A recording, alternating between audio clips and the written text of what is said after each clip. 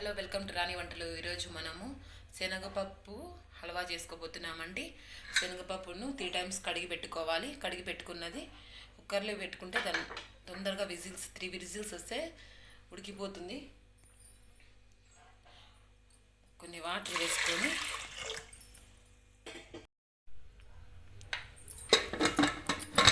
మూత పెట్టుకొని 3 విజిల్స్ పెట్టుకోవాలి.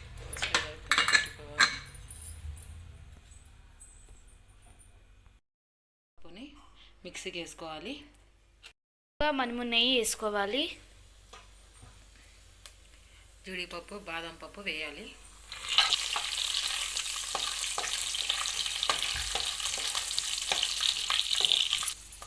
ఇంత మనం మిక్సీకి వేసుకున్న శనగపప్పుని వేసుకోవాలి. చక్కెర వేసుకోవాలి.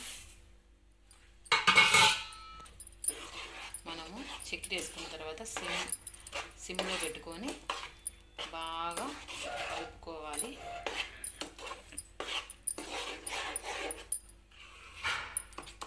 బాగా ఉడకాలండి. బాగా ఉడికిన తర్వాత టేస్ట్ వస్తుంది హల్వా. అయిపోయిందండి శనగపప్పు హల్వా. రాణి వంటలు అనే ఛానల్ సబ్స్క్రైబ్ చేసుకొని లైక్ చేయండి, షేర్ చేయండి. Thank you for watching.